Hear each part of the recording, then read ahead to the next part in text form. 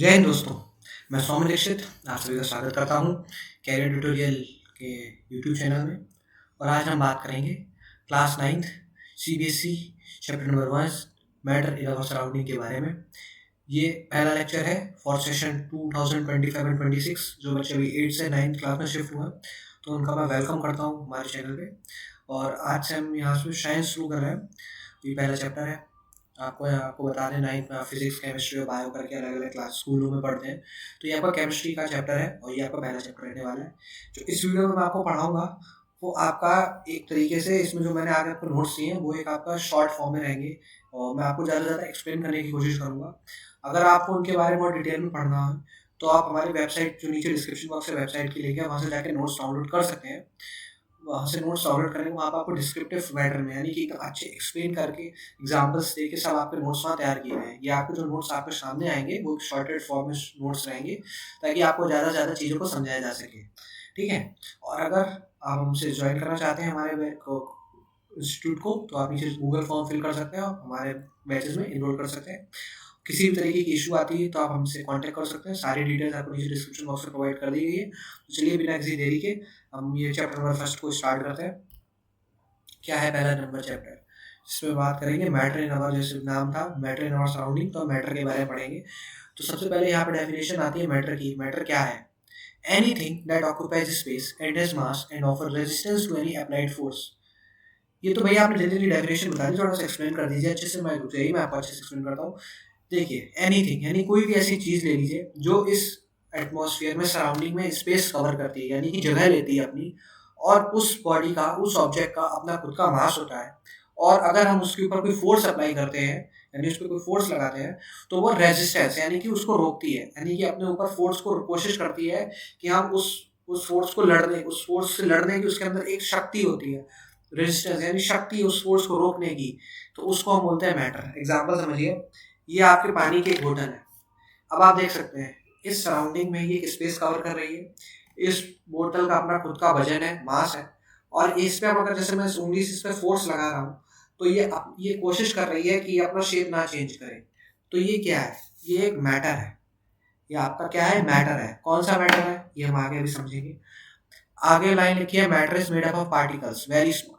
Matter किससे बनता है? बहुत छोटे छोटे छोटे छोटे छोटे very very very very very very small particles को आप ज्वाइन कर दीजिए तो वो क्या बनाते हैं? आपका एक मैटर फॉर्म करते हैं। ये थी डेफिनेशन मैटर की। कोई इशू आता है तो प्लीज कमेंट कीजिएगा। Characteristics of particles. अब बात करेंगे पार्टिकल्स की कैरेक्टरिस्टिक्स के बारे में। Particles of matter are continuously moving. पहला पॉइंट है, जो मैटर के पार्टिकल्स हैं वो कॉन्टिन्यूसली मूविंग करते हैं, यानी वो मूव करते रहते हैं, मूवेबल होते हैं, मूव कर सकते हैं। कैसे कर सकते हैं इसको समझिए। उनके अंदर काइनेटिक एनर्जी होती है। अब भैया पूछिए, भैया काइनेटिक एनर्जी क्या है? हम तो हमने कभी एर्थ में नाम नहीं सुना काइनेटिक एनर्जी का, ये क्या चीज़ आ गई? सुनो, काइनेटिक एनर्जी, देखिए हमारे पास दो टाइप की एनर्जी होते हैं। फिजिक्स में आप और अच्छे से पढ़ेंगे, पोटेंशियल एनर्जी और काइनेटिक एनर्जी। पोटेंशियल एनर्जी क्या है? जब कोई ऑब्जेक्ट रेस्ट पोजीशन में, जैसे कि अभी मैं बैठा हुआ हूँ आपके सामने, तो ये मेरी पोटेंशियल एनर्जी पे है, मेरे पास पोटेंशियल एनर्जी है। काइनेटिक एनर्जी तब होती है जब कोई पार्टिकल या कोई ऑब्जेक्ट मूव करता है। अब जैसे यहाँ से गाड़ी जब चलती है तो उसके अंदर एक काइनेटिक एनर्जी जनरेट होती है, तो वो क्या है? Kinetic energy. एज दैट, जैसे हम टेम्परेचर बढ़ाते हैं तो पार्टिकल्स जो होते हैं वो मूव करने लगते हैं। क्यों करने लगते हैं? क्योंकि पार्टिकल्स की काइनेटिक एनर्जी बढ़ जाती है, इसीलिए वो पार्टिकल्स मूवेबल होते हैं। इसलिए कैरेक्टरिस्टिक, जो पहली कैरेक्टरिस्टिक हम यहाँ पढ़ रहे हैं वो है कि पार्टिकल्स और मैटर्स आर कॉन्टिन्यूसली मूविंग। ठीक है, ये आपका पहला नंबर पॉइंट यहाँ क्लियर होता है।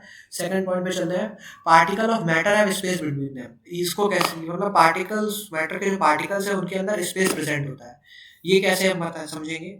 जैसे कि आप एक ग्लास में पानी लीजिए, उस पानी के अंदर नमक को मिलाएंगे और उस पानी को, नमक को मिलाने के बाद उसको स्टीर कीजिए, यानी कि कोई भी स्पून लेके आप उसको स्टीर यानी उसको मिलाइए, आपस में मिक्स कीजिए, तो आप देखते हो कि पानी और सॉल्ट आपस में मिल जाते हैं और नमकीन पानी आपका तैयार हो जाता है।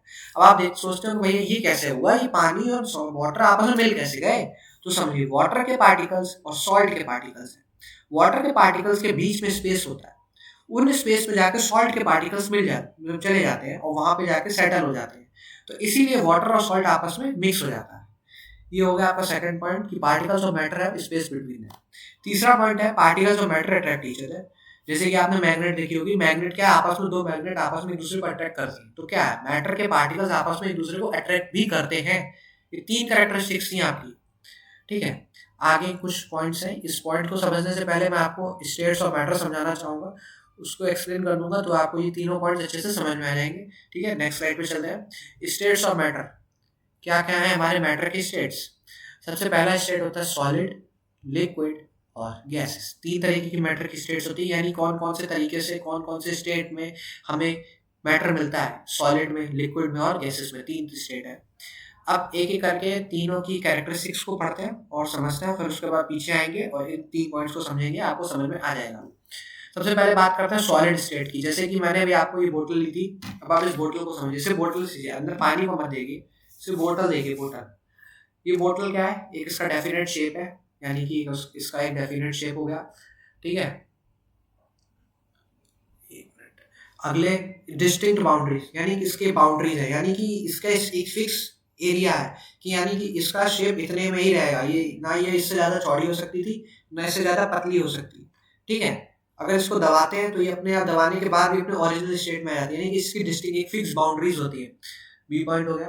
अब हैव रिजिडिटी एंड इनकम्प्रेसिबिलिटी, यानी देखिए रिजिड होती है, ये तो हल्की सी प्लास्टिक है, ऐसे ऐसे सॉलिड मटेरियल है जो रिजिड है, यानी उनको इजीली तोड़ा नहीं जा सकता। देखिए ये रिजिडिटी, ये देखिए इसको तोड़ नहीं सकते हैं।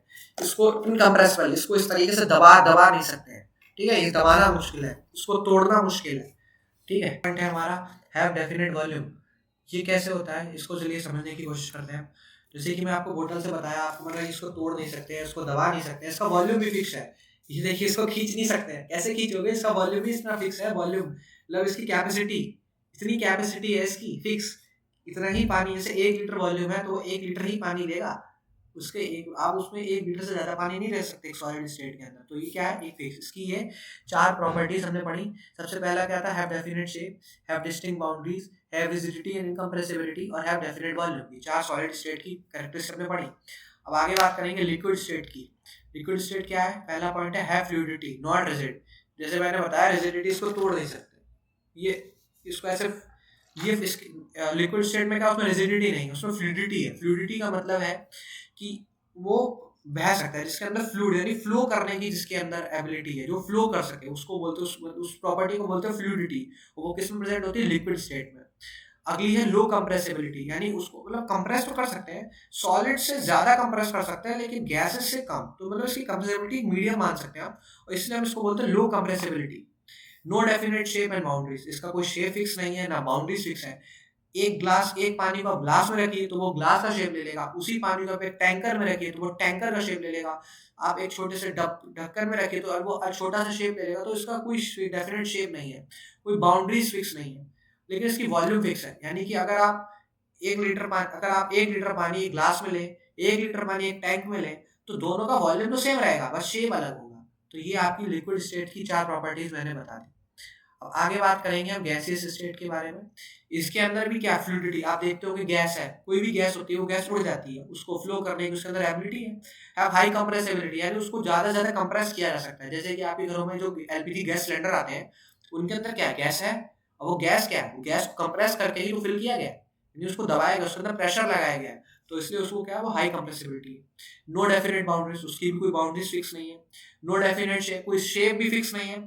इसकी तो वॉल्यूम भी फिक्स नहीं है, क्योंकि इसके अंदर फ्लूइडिटी बहुत ज्यादा है। आप इसको अगर जैसे कि आप इसको एक कंटेनर से या एक जगह से दूसरे का ट्रांसफर करेंगे ना, तो उसके वॉल्यूम में चेंजेस देखे गए, तो इसलिए इसकी ये ना इसके अंदर फ्लूइडिटी है ना इसके अंदर फ्लूइडिटी है, इसकी कंप्रेसिबिलिटी भी हाई है, इसकी बाउंड्रीज भी फिक्स नहीं है, इसका शेप भी फिक्स नहीं है, इसकी वॉल्यूम भी फिक्स नहीं है, ठीक है। ये सब चीजें मैंने आपको सॉलिड, लिक्विड और गैसियस स्टेट के बारे में बताया। अगर कोई इशू आता है तो एक बार वीडियो को पीछे प्रीवियस करके या बैक करके दोबारा से देखिएगा, और अगर फिर भी ना समझ में आए तो पीछे कमेंट कीजिएगा, मैं आपके कमेंट्स को जरूर पढ़ूंगा। अब बैक स्लाइड पे आता है, जो मैंने आपको 3 पॉइंट्स पीछे छोड़े थे उसको समझाने की कोशिश करूंगा। सबसे पहले क्या है, यहाँ पे मैंने कुछ प्रॉपर्टीज के बेस पे सॉलिड, लिक्विड और गैस को डिवाइड किया है। सबसे पहले स्पेस बिटवीन पार्टिकल्स, पार्टिकल्स के बीच में स्पेस किस में ज्यादा है, किस में कम है और किस में बिल्कुल नहीं है, उसके बाद उसके हिसाब से हमने यहाँ डिवाइड किया। सबसे पहला है गैसेस में सबसे ज्यादा स्पेस है, उसके बाद लिक्विड, उसके बाद सॉलिड्स। यानी कि देख जैसे कि अब कंप्रेसिबिलिटी किसकी सबसे ज़्यादा थी, यहाँ पे आप देखिएगा कंप्रेसिबिलिटी सबसे ज़्यादा गैसेस की थी, तो यानी उसको सबसे ज़्यादा स्पेस पार्टिकल्स का उसके अंदर था, तो गैसेस फिर लिक्विड और फिर solids. Force of attraction, attraction की फोर्स किस में ज़्यादा रहेगी, सॉलिड्स में, लिक्विड में, गैसेस में, क्योंकि इसमें नंबर ऑफ पार्टिकल्स ज़्यादा होते हैं सॉलिड्स के अंदर। मूवमेंट ऑफ पार्टिकल्स, पार्टिकल्स किस में इजीली फ्लो कर सकते हैं, देखिए जैसे फ्लूइडिटी, फ्लूइडिटी गैसेस में ज़्यादा थी, उसके बाद लिक्विड में, और सबसे कम फ्लूइडिटी जो फ्लो नहीं कर सकते थे वो क्या थे, सॉलिड्स। तो ये उसके बेसिस पे मैंने आपको ये तीनों चीज़ें प्रॉपर्टीज आपको एक्सप्लेन करी। मैटर देख लिया हमने, कैरेक्टरिस्टिक्स ऑफ मैटर देख ली, और हमने स्टेट्स ऑफ मैटर समझ लिए, उनके कुछ रिलेटेड कुछ पॉइंट समझ लिए। अब आगे बात करते हैं change in physical state of matter.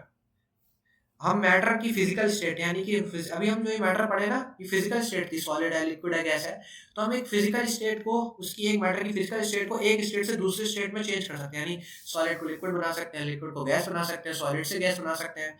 ठीक है, ये अलग अलग फिजिकल स्टेट मैटर की किस तरीके से चेंज कर सकते हैं, उसके दो तरीके हैं करने के। पहला है हमारा बाई चेंजिंग द टेम्परेचर, हम टेम्परेचर चेंज करते हैं उस मैटर का, और दूसरा है बाई चेंजिंग द प्रेशर, या हम उसका उसके अंदर का प्रेशर चेंज करते हैं। तो ये दो पॉइंट ध्यान रखिएगा। सबसे पहले है टेम्परेचर को कैसे चेंज करेंगे, टेम्परेचर को यूज करके। तो टेम्परेचर को बदलने से पहले हम कुछ पॉइंट समझ लेते हैं, फिर उसके बाद आपको ये और अच्छे से समझ में आएगा। सबसे पहले हम पॉइंट समझते हैं मेल्टिंग पॉइंट। ये मेल्टिंग पॉइंट क्या है, मेल्टिंग का मतलब समझते हैं आप, जैसे आपने अपने घर में बर्फ ली होगी, बर्फ पिघल जाती है तो उसको हम क्या बोलते हैं, मेल्ट बोलते हैं ना। तो ये वो टेम्परेचर है जिस पे जाके कोई सॉलिड मटेरियल लिक्विड में कन्वर्ट हो जाता है। ठीक है, उस पॉइंट को या उस टेम्परेचर को हम बोलते हैं मेल्टिंग पॉइंट। तो इसकी डेफिनेशन है the temperature at which a solid melts to form a liquid at atmospheric pressure is called melting point. ठीक है, ऐसा टेम्परेचर जिसमें सॉलिड मेल्ट हो जाए कि लिक्विड बनने के लिए एट एटमॉस्फेरिक प्रेशर। ठीक है, एटमॉस्फेरिक प्रेशर का मतलब क्या है, एटमॉस्फेयर के प्रेशर के प्रेजेंस में। ठीक है, ये मेल्टिंग पॉइंट है। अब बात करते हैं लेटेंट हीट ऑफ फ्यूजन। ये क्या वर्ड है भैया, ये नया वर्ड कहाँ से आ गया, तो मैंने कभी नहीं सुना, ना लेटेंट सुना, ना हीट सुना, ना फ्यूजन। ये क्या चीज है, इसको समझो। अब ये है the amount of heat required to change 1 kg of solid to liquid state at atmospheric pressure. अब देखिए हमने कुछ इसमें फिक्स कर लिया है कि अगर आपको 1 किलो सॉलिड दिया जाए और आपको उसको लिक्विड में चेंज करना हो एटमॉस्फेरिक प्रेशर पे, तो आप कितनी हीट यूज करेंगे, तो उसको हम बोलते हैं लेटेंट हीट ऑफ फ्यूजन। ठीक है, ये आपका लेटेंट हीट ऑफ फ्यूजन की डेफिनेशन, ये आप अच्छे से समझ लीजिएगा क्योंकि इससे क्वेश्चन जरूर आता है आपके पेपर्स में, तो प्लीज। चेंजिंग का टेम्परेचर में हमने क्या पढ़ा, मेल्टिंग पॉइंट, यानी वो टेम्परेचर जिसपे जाके आपका सॉलिड लिक्विड में फॉर्म हो जाए। और लेटेंट हीट ऑफ फ्यूजन क्या है, वो अमाउंट ऑफ हीट जितनी हमें 1 किलो सॉलिड को लिक्विड में बदलने के लिए चाहिए होगी, वो आपका लेटेंट हीट ऑफ फ्यूजन कहलाएगा। अब बात करते हैं बॉइलिंग पॉइंट की। बॉइलिंग मतलब किसी चीज को उबालना, तो ये वही है, आप एक कितना टेम्परेचर यूज ले करेंगे एक लिक्विड को बॉईल करके उसके वेपर्स यानी उसको गैस में कन्वर्ट करने के लिए, उसको हम बोलते हैं बॉइलिंग पॉइंट। ठीक है, बॉइलिंग पॉइंट वाटर का कितना होता है, 373 केल्विन और 100 डिग्री सेल्सियस। ये आपका बॉइलिंग पॉइंट हो गया। अब बात करते हैं लेटेंट हीट ऑफ वेपराइजेशन। जैसे हमने ऊपर पढ़ा लेटेंट हीट ऑफ फ्यूजन, वैसे ये लेटेंट हीट ऑफ वेपराइजेशन, यानी कि कितनी हीट चाहिए किसी को वेपर में कन्वर्ट करने के लिए। उसकी डेफिनेशन है the amount of heat required to change 1 kg liquid to it gaseous state at atmospheric pressure. ये पॉइंट जरूर लिखिएगा हर जगह डेफिनेशन में, at atmospheric pressure, at atmospheric pressure, at atmosphere, ये इंपॉर्टेंट पॉइंट है, इसको लिखना जरूरी है, इससे आपका टीचर समझता है कि आपको आता है ये point. The amount of heat required, जितनी आपको कितनी अमाउंट ऑफ हीट रिक्वायर्ड चाहिए 1 kg लिक्विड को गैसियस स्टेट में कन्वर्ट करने के लिए, वो आपकी होगी लेटेंट हीट ऑफ वेपराइजेशन। यहाँ हमने तो फिर 4 पॉइंट को समझ लिया, एक बार फिर से उसको जल्दी जल्दी समराइज कर देता हूँ। सबसे पहले हमने पढ़ा मेल्टिंग पॉइंट, ऐसा टेम्परेचर जिसपे सॉलिड आपका मेल्ट होकर लिक्विड में कन्वर्ट हो जाता है, एटमॉस्फेरिक प्रेशर, उसको मेल्टिंग पॉइंट बोलते हैं। लेटेंट हीट ऑफ फ्यूजन क्या है, कितनी अमाउंट ऑफ हीट हमें चाहिए 1 kg सॉलिड को लिक्विड में बदलने के लिए, एटमॉस्फेरिक प्रेशर। फिर हम पढ़ा बॉइलिंग पॉइंट। बॉइलिंग पॉइंट क्या है, ऐसा टेम्परेचर जिसपे लिक्विड बॉयल होकर वेपर्स में कन्वर्ट हो जाए एट एटमॉस्फेरिक प्रेशर। वाटर का बॉइलिंग पॉइंट हमने पढ़ा 373 केल्विन और 100 डिग्री सेल्सियस। फिर आता है लेटेंट हीट ऑफ वेपराइजेशन, कितना अमाउंट ऑफ हीट हमें चाहिए 1 kg लिक्विड को गैसेस स्टेट में कन्वर्ट करने के लिए एट एटमॉस्फेरिक प्रेशर, उसको हम बोलते हैं लेटेंट हीट ऑफ वेपराइजेशन। ये इतना पॉइंट्स मैंने आपको समझाया। अब ये क्या है, ध्यान से समझिएगा इस फ्लो चार्ट को। सॉलिड था, सॉलिड को आपने हीट किया तो लिक्विड में बदल गया, और उसको और हीट किया तो वो गैसेस स्टेट में चेंज हो गया। अब इसका उल्टा प्रोसेस समझते हैं। गैस को कूल कर दो लिक्विड में, लिक्विड को कूल कर दो सॉलिड में। एग्जांपल समझो, आपके पास आइस थी, आइस को हीट करते हो पानी तो वो मेल्ट होके वाटर बन जाती है, वाटर को और ज्यादा बॉईल करते हो, हीट देते हो तो वो वेपर्स में कन्वर्ट हो जाता है। ये आपका एक पहला वाला स्टेप होगा। अब इसको इसी का उल्टा स्टेप समझिए। आप कभी भाप बनते हुए देखा है, तो आप गैस आपके अगर आप कुछ देखिए पानी उबालिए और क्या करिएगा, उस पानी के ऊपर जो उसके ऊपर गैसेस निकल रहे हैं उसके ऊपर आप कोई थाली रख दीजिएगा, कोई कंटेनर रख दीजिएगा, उसको ऐसे बंद कीजिएगा, तो आप देखेंगे आपके थाली के नीचे उसके अंदर उसके वेपर्स फॉर्म हो जाते हैं, तो वो क्या लिक्विड बन जाता है पानी। अब उस पानी को और ठंड उसको सॉलिड में बदलने के लिए आप उसी पानी को किसी आप अपने फ्रीजर में रख दीजिए, तो वो क्या हो जाएगा, कूल होने पर सॉलिड स्टेट यानी आइस में कन्वर्ट हो जाएगा। तो ये आपका प्रोसेस था, जितना ज़्यादा हीट करेंगे तो सॉलिड से लिक्विड, लिक्विड से गैस, और अगर कूल करेंगे तो गैस से लिक्विड, लिक्विड से सॉलिड में चेंज हो जाता है। ठीक है, अभी कुछ पॉइंट देखिए। At 25 degree centigrade the water is liquid, at 0 degree centigrade water is solid, at 100 degree centigrade water is at gaseous state. ये टेम्परेचर्स हैं, ध्यान कर लीजिए। 0 पे सॉलिड, 25 पे लिक्विड, 100 पे स्टीम यानी गैसियस स्टेट में हो जाता है। ये मैंने आपको बाय चेंज ऑफ टेम्परेचर बता रहा था। अब इसी में एक आपका प्रोसेस होता था सब्लिमेशन। अब सब्लिमेशन क्या है, चेंज ऑफ सॉलिड। अब आपने भैया ये तो बता दिया कि सॉलिड से लिक्विड बता दिया, ठीक है, लिक्विड से गैस बता दी, आपने उल्टा बता दिया गैस से लिक्विड कर लो, फिर लिक्विड से सॉलिड में भी चेंज कर लो। एक और प्रोसेस बताओ भैया कि अगर हम सॉलिड से गैसेस डायरेक्ट जाना हो तो वो क्या होगा, ऐसा हो सकता है क्या? जी बिल्कुल, तो वो होता है आपका सब्लिमेशन। क्या है sublimation? Change of solid directly into vapor on heating and vapors into solid on cooling without passing through liquid state is called sublimation। एक सॉलिड पार्टिकल को आप डायरेक्टली हीट करके डायरेक्टली वेपर्स में कन्वर्ट कर दें, और वेपर को directly cool करके आप उसको बिना लिक्विड स्टेट में जाए उसको आप दोबारा से सॉलिड बना दें, तो यही आपका सब्लिमेशन होता है। तो इसका मैंने हिंदी में लिखा सीधा सॉलिड से गैसेस और गैसेस से सॉलिड में चेंज होना ही क्या है, सब्लिमेशन। एग्जांपल है कैम्फर यानी कि कपूर, सॉलिड स्टेट में होता है कपूर जो पूजा में इस्तेमाल होता है, उसको हीट कीजिए वो ऑटोमेटिक थोड़ी देर बाद वेपर बन के गैसेस स्टेट बन जाता है, उसकी कोई भी इंटरमीडिएट यानी कि लिक्विड स्टेट फॉर्म नहीं होती। उसी तरीके से उस वेपर को अगर आप कूल करेंगे तो वो दोबारा से सॉलिड स्टेट में कन्वर्ट हो जाएगा। तो हमने बताया कि कैसे फिजिकल स्टेट चेंज हो रही है with the help of change in temperatures. ठीक है, तो ये आपके क्या है, मेल्टिंग करके, बॉइलिंग करके और एक सब्लिमेशन, 3 प्रोसेस हमने यहाँ पे समझे। अब बात आती है भाई चेंज ऑफ प्रेशर। अब भैया प्रेशर को भी चेंज, अब किसी भी मैटर के अंदर प्रेशर बदल दो तो वो अपनी स्टेट चेंज कर लेता है। देखो क्या पॉइंट लिखा है पहला मैंने, by applying high pressure the particles of gas can be brought close together. जितना ज्यादा आप प्रेशर लगाओगे गैस के पार्टिकल्स आपस में पास, क्योंकि उनकी कंप्रेसिबिलिटी से आता है। सब कुछ उसी चीज पे डिपेंड कर रहा है जो कैरेक्टरिस्टिक्स पार्टिकल्स की पड़ी थी, सब कुछ वही है। ठीक है, सॉलिड कार्बन डाइऑक्साइड, एक सॉलिड कार्बन डाइऑक्साइड आती है उसको हम ड्राई आइस बोलते हैं, वो कार्बन डाइऑक्साइड गैस में कन्वर्ट हो जाती है विदाउट चेंजिंग इनटू लिक्विड। कैसे चेंज होती है? इसी प्रेशर की वजह से। सॉलिड कार्बन डाइऑक्साइड है जिसको हम ड्राई आइस बोलते हैं, वो डायरेक्टली गैस बन जाती है बिना लिक्विड में आए हुए, लेकिन उसमें हम टेम्परेचर नहीं बदलते, उसमें हम प्रेशर लगाते हैं, वो प्रेशर के मेथड के थ्रू चेंज होती है। तो ये आपका एक और प्रोसेस हो गया जिसमें हम directly solid solid to gas में कन्वर्ट कर रहे हैं। अब ये आपका प्रोसेस मैंने सारे डिफाइन कर दिए हैं, इसको ध्यान से समझिए। सॉलिड से लिक्विड जा रहे हो, सॉलिड से लिक्विड जा रहे हो तो क्या कर रहे हो आप, मेल्ट कर रहे हो। लिक्विड से गैस आ रहे हो आप, लिक्विड से आप सॉलिड से लिक्विड जा रहे हो तो मेल्ट कर रहे हो। लिक्विड से अगर आप गैस कर रहे हो, इसको भी मैं समझाऊँ, एक मिनट चाहिए, मैं आपको भी मैं समझाता हूँ। मुझे लग रहा है आपको मैंने एक पॉइंट और बता देना चाहिए यहाँ पे इवेपोरेशन का, तब आपको ये इसको अच्छे से क्लियर हो जाएगा। अब इवेपोरेशन क्या है, एक सरफेस फिनोमेना है। सरफेस फिनोमेना मतलब ये किसी भी मैटर के सरफेस पे अकर होता है, यानी कि उसका टॉप लेयर वाला ही उसको परफॉर्म करता है, उसके नीचे पार्टिकल्स को उसका इफेक्ट नहीं होता। जो टॉप पे पार्टिकल्स रहते हैं उन पे ये फिनोमेना वर्क करता है। इसमें जो लिक्विड है वो वेपर्स में चेंज हो जाता है at any temperature below boiling point, यानी बॉइलिंग पॉइंट के अंडर जब तक रहेगा तब तक वो वेपर्स में जो कन्वर्ट करेगा उसी को हम पूरा बोलेंगे इवेपोरेशन। यानी कि समझ लीजिए कि आपका लिक्विड है, आपने उसको वो क्या थोड़े धीरे धीरे धीरे धीरे वो वेपर्स में कन्वर्ट हो रहा है। ठीक है, तो वो क्या होता है प्रोसेस है आपका इवेपोरेशन। इसका सबसे मेन पॉइंट है कि सरफेस फिनोमेना, ये सरफेस पे जो पार्टिकल्स प्रेजेंट होंगे उन्हीं के ऊपर एक्ट करता है। अब ये फैक्टर्स कौन कौन से जो इवेपोरेशन का इफेक्ट करते हैं, एक्सपोज सरफेस एरिया, यानी कि ज़्यादा सरफेस एरिया होना, किसी भी पार्टिकल का, किसी भी मैटर का एरिया, सरफेस एरिया ज़्यादा होना। जितना सरफेस एरिया ज़्यादा उतना इवेपोरेशन ज़्यादा। जितना ज़्यादा टेम्परेचर बढ़ाएंगे आप उतना ज़्यादा इवेपोरेशन होगा, यानी उतना ज़्यादा ही लिक्विड वेपर्स में कन्वर्ट होंगे। उसके बाद ह्यूमिडिटी, यानी कि ह्यूमिडिटी जितनी ज़्यादा होगी तो इवेपोरेशन उतना कम होगा।